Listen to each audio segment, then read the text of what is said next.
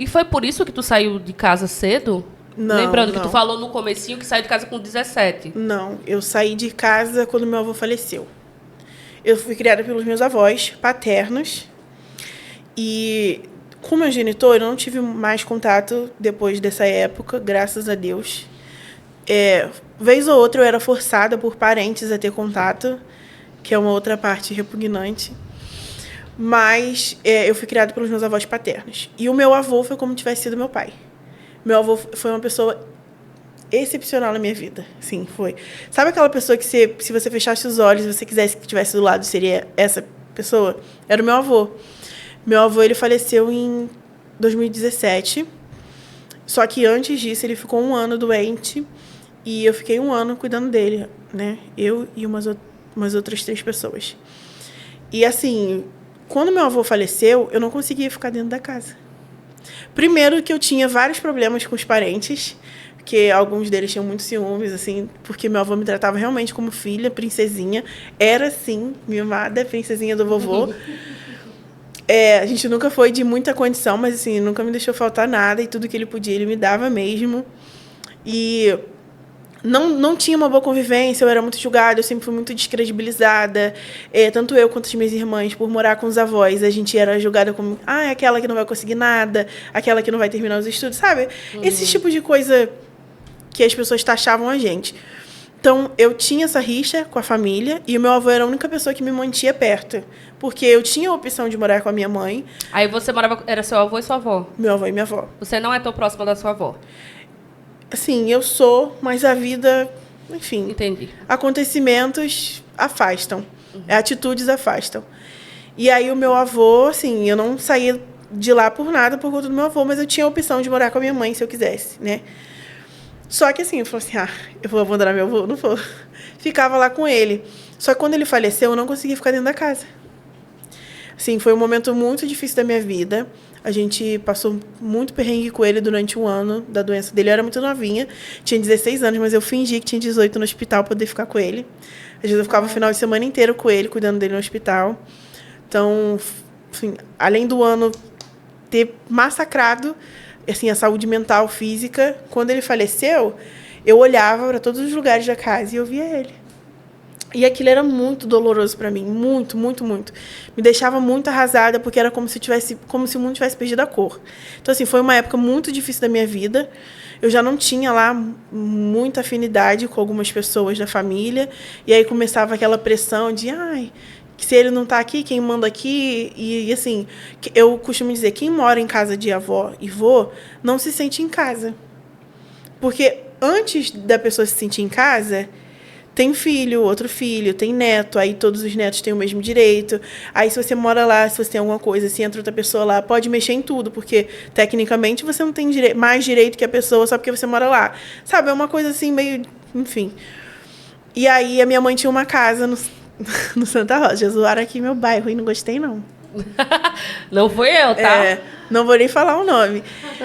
E aí, minha mãe tinha uma casa no Santa Rosa. E ficava fechada, minha mãe já era casada com outra pessoa. E eu falei assim, eu vou pra lá. Eu ia escondido. Aí eu ia... Você ia escondido? Escondido. Não, assim, eu falava assim, minha avó, avó, porque meu biso era o vizinho dessa casa. Essa casa é aqui, meu biso mora aqui. E eu falava assim, eu vou pra casa do meu bisavô. Ela falava, tá bom, pode ir. Só que a gente nunca foi muito presa, a gente nunca tinha esse negócio de, eu vou pedir pra ir, se deixar... Não, a gente fala assim, eu vou, tá bom. A gente sempre teve muito essa autonomia, assim. É tipo de criança que se cria sozinha, sabe? Sim. E aí eu ia. Aí, em vez de eu ir pra casa do meu biso, eu ia pra casa de baixo, que era a casa da minha mãe. Mas ela era mobiliada? Mobiliada, só que não morava ninguém. Tinha a cama, um fogão básico, assim, sabe? Então, tipo assim, eu ia, abria a casa, tinha chave, ficava. Aí ficava um dia, aí depois na outra semana ficava 2. E foi ficando. E fui ficando. Aí teve um dia que todo mundo percebeu, ela tá morando lá agora? Eu tava, só não quis contar pra ninguém.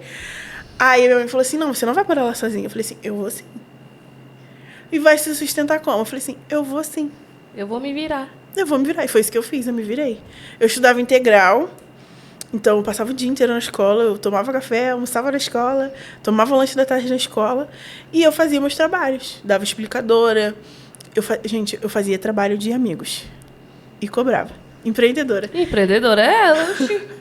Então, tipo assim, eu me virava. E essa comprava. casa é a casa que tá reformando hoje. Hoje.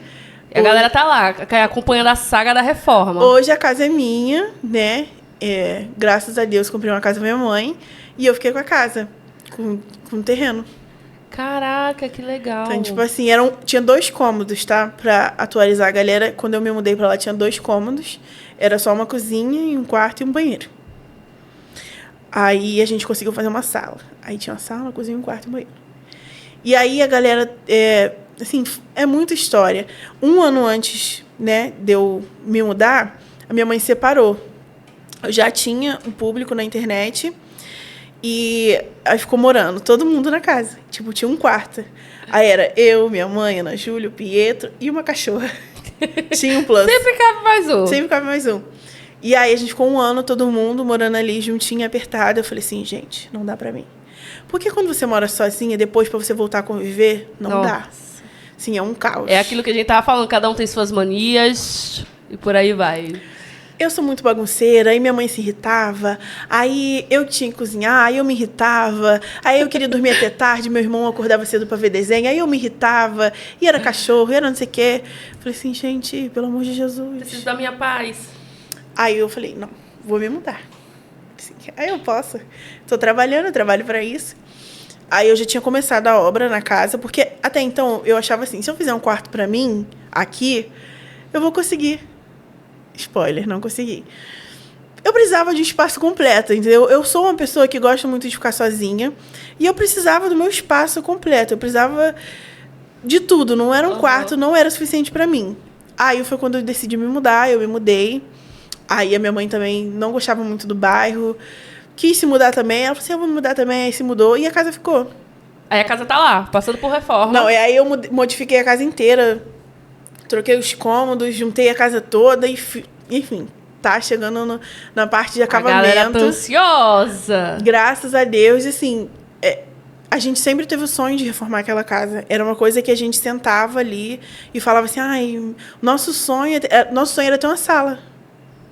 Porque a casa tinha 2 cômodos, entendeu? Então, assim, nosso sonho como família era ter uma sala. Olha só, você sonhava, você tinha um sonho de ter uma sala. E hoje, tipo assim, cada um tem a sua casinha. Sala de jantar, quarto, suíte, tudo.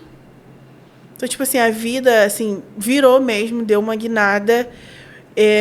Não tô rica ainda, as pessoas acham que eu sou rica, né? Por isso todo mundo fica cobrando. Ai, cadê o final da reforma da casa? Fica, calma, gente! Pelo amor de Deus! Quase 2 anos já em obra. E a galera assim, não vai terminar nunca, não? Eu falei assim, Ai, mas às vezes faz assim, tu nunca fez obra pra tu saber como é que é. é igual igreja, a gente arrecada, faz um pouquinho, arrecada, faz um pouquinho. É,